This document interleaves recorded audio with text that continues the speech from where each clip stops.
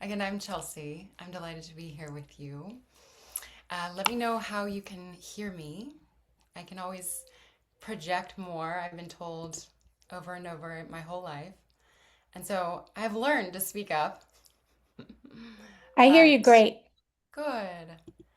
So I would like to share, if I can do that. It's telling me that I have settings that are not allowing me to. I'll just send a request.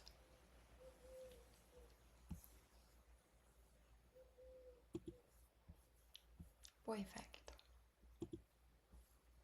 Okay. Can you see it now? Yeah, terrific.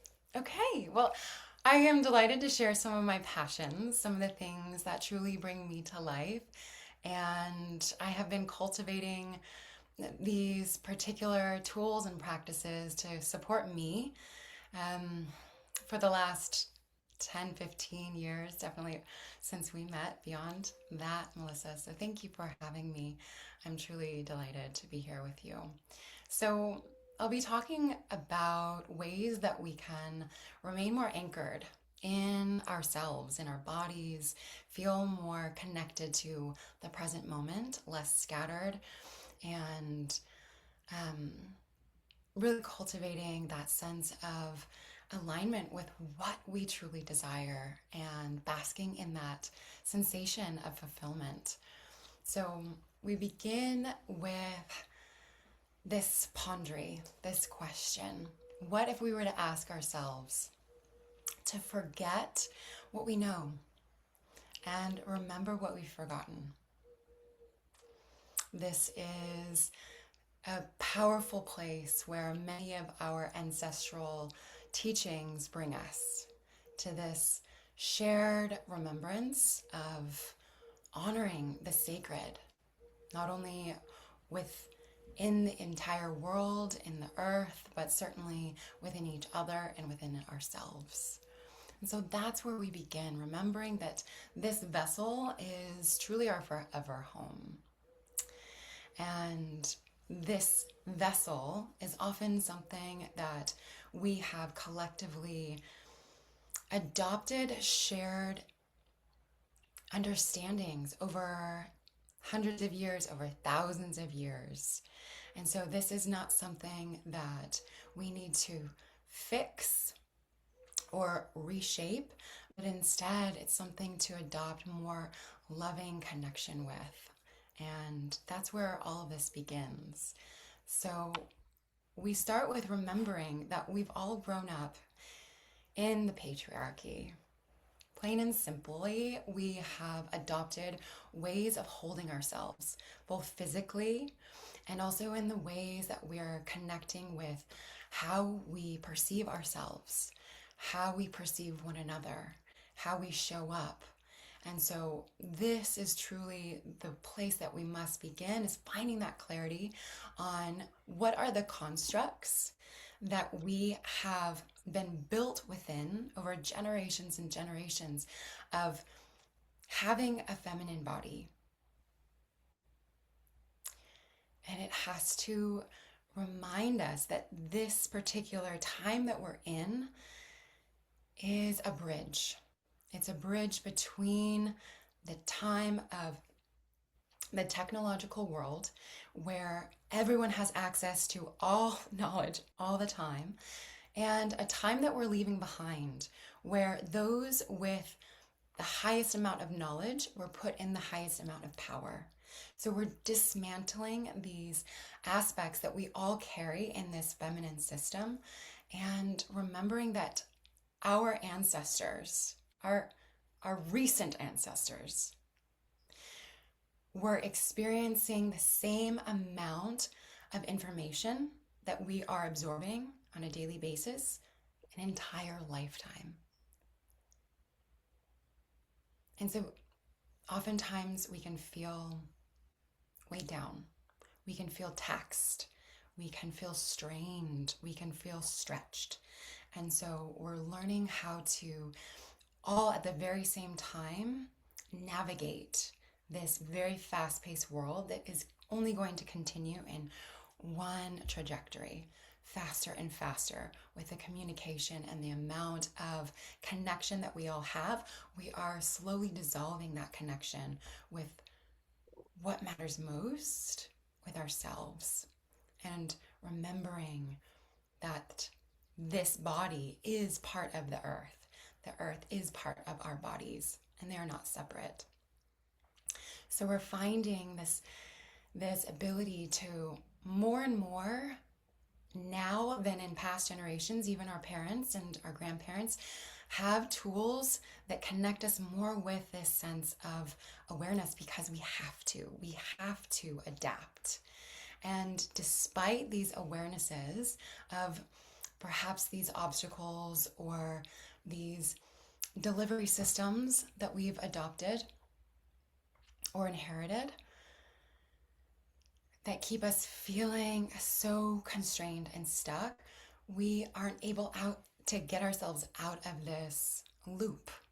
And so we remember that this physical body isn't just demanded by the realms of our brain. Yes, much of our life and our reality is guided by our mind, but first and foremost, the body is so ever intelligent, and the information that we're constantly taking in milliseconds, in real time, is actually what's speaking for us when we enter a room, when we find ourselves in a new place full of strangers. Before we can cognize what is happening, before we can logically decide, our nervous system is detecting what feels safe, what doesn't feel safe, where to maneuver. And this is how we are connecting deeper with the language of our own operating system, is understanding the layers that really are guiding our ship. And so when we are deciding to make these shifts in our presence, in the way that we're operating, in the way that we're speaking to ourselves, our behaviors, we have to go into that ground level, into our nervous system. And of course, there are ways that we can shift our mind and connect to the ways that we are perceiving our world around us, but we must begin with this felt sense of safety within our nervous system to create any real sustainable change. And so what if we thought about this electrical system as instead a safety system that sometimes, or for my case, more often than not, feels pretty nervous all the time. Right now being one of them. Right?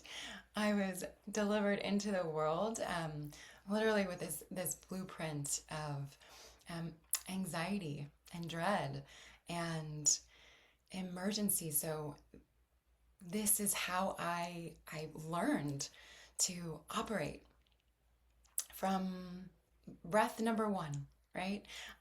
I was an emergency C-section, and my mother was screaming bloody murder in the emergency room, not wanting to be put under. She wanted to be present for my birth, but that wasn't possible as she was losing so much blood. They were worried for her life. And so just taking myself there, or imagining yourself in that place, it's very, very, very intense. And that is why I have been drawn to all of these tools to support myself from feeling less nervous, from feeling less anxious, for feeling more safe in a world that was immediately feeling incredibly disconnected and terrifying and unsafe.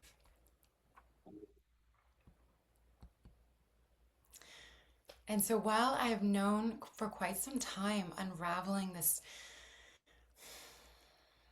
this narrative that I remember in my physiology on a very, very deep and base level, that wasn't enough. My intellect alone wasn't enough to rewire my circuitry so as I could feel more connected in my own body, in my surroundings, allow myself to be present instead of constantly trying to block out what was coming at me for overstimulation. And so we are here to connect with this understanding that the body is holding so much material, far more than we can truly understand. And so much of it has been passed down from our parents, from our ancestors. And so we have the ability now to really decipher what is here for us to celebrate. What are those traits and places and parts of ourselves, traditions that we can truly honor and continue to give forward. But then we also have the ability to say, okay, this pattern is going to stop here. I'm no longer going to continue this loop. And so safety is our foundation for creating, again, any sort of meaningful shift. And the way that we do that is we build our nervous system capacity. And this isn't about feeling calm. It's about having the ability to stay present with what truly is without wanting to escape, without wanting to shut down, without wanting to enroll ourselves in a different pattern or frame of being. And so we find ourselves in the breath. The breath, for very many reasons, is ever so sacred to me, but it was truly the bridge for me to connect more deeply with myself, and certainly with what has been passed down to me specifically through patterns that I wish to shift in my own mother line. My mother and my mother's mother and my mother's mother's mother all shared these very similar traits and have experienced the same difficulties and challenges, especially in their later life. And they have carried so much depth of pain and sorrow, and it all is here in the lungs. And so the breath, of course, is the first and most inherent way to access our own physical vessel. It is a system that's happening automatically, but we have the ability to truly shift the dials of our nervous system very, very easily with the ability to connect with how we're breathing. And I love this quote because it gives us this deeper sense of ownership, of responsibility, and understanding that we fundamentally do have this freedom within us. Between stimulus and response, there is space. In this space, we have the power to decide how we navigate forward. In our response lies our growth and our freedom. The breath is the first thing we do and the last thing we do in this sacred vessel. And it is what connects us to this sensation of reciprocity. Every inhalation, we are taking in the energy around us. Every exhalation, we are giving to it. And it is the way that we can free ourselves from these restrictive ways of being. It's always here for us. Always. So I please ask you just to take some deep breaths with me now. If you're seated in a chair, maybe you bring your feet more solidly planted on the ground, like I'm going to do now. Oh, that feels better. And then feel the weight of the bones in your legs, in your hips, in your feet. Hit the solid earth. And then we bring our concentration to the very lowest part of our spine. And imagine we can breathe all the way into the pelvis. And if it feels comfortable, you're welcome to close your eyes down for this. We'll take 5 deep breaths in through the nose and out through the mouth. So let's begin now. We'll inhale Feel the navel gently expand away from the spine. And then exhale, release the jaw and relax the shoulders. We'll find a slow, steady pace for these next 4 breaths, elongating our exhale. So let's inhale for the count of 4 and exhale for 6. Please inhale, 2, 3, 4. Exhale, 2, 3, 4, 5, 6. In, 2, 3, 4. Soften as you exhale, 2, 3, 4, 5, 6. Maybe an audible sound as you exhale for these last 2. Inhale, 2, 3, 4, and release the shoulders as you exhale, 2, 3, 4, 5, 6. In, 2, 3, 4. Out, 2, 3, 4, 5, 6. Beautifully done. And now we'll just inhale and suspend the breath for a few 5, 10 seconds, whatever feels comfortable.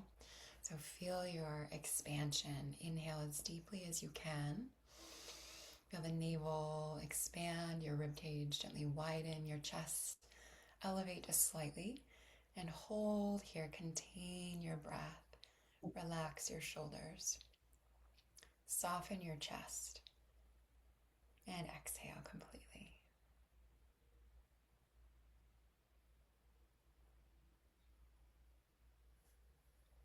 Beautiful. It only takes a few simple breaths, a few easy minutes to shift our state. And so when we are looking to operate in a different way, whether it's trying on a pattern of expansion, is we're receiving more of the things that we truly, truly desire, like I'm experiencing right now, there becomes this limitation. We all naturally have these ceilings built in. And so it's learning to ride that edge where our nervous system feels safe, but just ever so slightly stretched. And it's within that expansion zone that we carefully cultivate this sensation of our capacity. So as we can hold more of the beauty, more of the positivity, more of the joy and the uplifting experiences that we seek. So thank you for trying that out with me. What happens when we build our capacity? We feel safe enough to experience what's going on moment to moment, whether or not it's stirring up old patterns and ways of reactivity. We're able to find this point where we can listen deeper within, where we have the ability to feel everything. And from that place of deep presence and sensation, we're able to transmute and move things that once were not safe enough to come to life in our body, not safe enough to be held with devotion, to be expressed. And so this is where coherence truly happens, as we're able to find more wholeness with how we are able to connect with our understanding of what we are and who we are, our identity. And this is self-realization. So we all hold so much energy, and it's all constantly moving through us, whether it be through emotions, inherited ways of being. And it's not how to get rid of these things, to throw them away. It's not how to move around them, to bypass them. We have the capacity, the practices that develop this ability to metabolize what we're bringing in so it doesn't get stuck inside of our body, in our cells, like it had for my grandmother. And she passed down to my mother, and she passed down to me. We have the ability to move it and express it and enable ourselves to feel that freedom, that lightness. And this inner cultivation, this inner listening, it is something that we are doing all the time, whether we realize it or not. Where we're giving our energy, where we're giving our attention, that is our largest currency in the world. And that's what creates the life around you. And so tiny little rituals, micro practices are what really creates that shift for longevity, for sustainability. Because your body is meant to feel calm, connected, alive, and clear. And you're meant to feel deeply at home in your physical body. And this has taken me a long time to find and come back to on a regular basis. So I have created a project that I called Sanctuary. It was initially called Home and inspired by the unprecedented moments that we had in shutdown, to be at home with ourselves, literally in our surroundings, in our internal self more than ever. And so this creation is a space to really build your nervous system capacity, understand how to toggle back and forth between feeling more restful and having the ability to move and allow ourselves to be navigating from this point of leadership deep within, develop our inner awareness through daily devotional practices that are meant to support you exactly where you are. And it's not one size fits all. It's meant to be customized for you to take what feels resonant and to leave what else does not. And more than ever, it is so important that in this time that the wise woman is answering the very sacred prayer to be the medicine, to be the healing that our world is so desperately requesting, requiring. This is our time to connect with how we lead ourselves and how we naturally are leading others in the world to feeling more safe in themselves, more bliss from within, and more fulfillment on that soul level. So interrupting our processes that keep us from feeling that place with endless loving, devotional kindness and cherishing. That's what we're here to give, and that's certainly what we're here to receive. So I think that's all. I stopped sharing, yeah? Okay, cool. I could talk a lot about these things, so It thank you was beautiful. for giving me the space to Truly, Chelsea. I'm going to stop because I do have a question. yes, of course.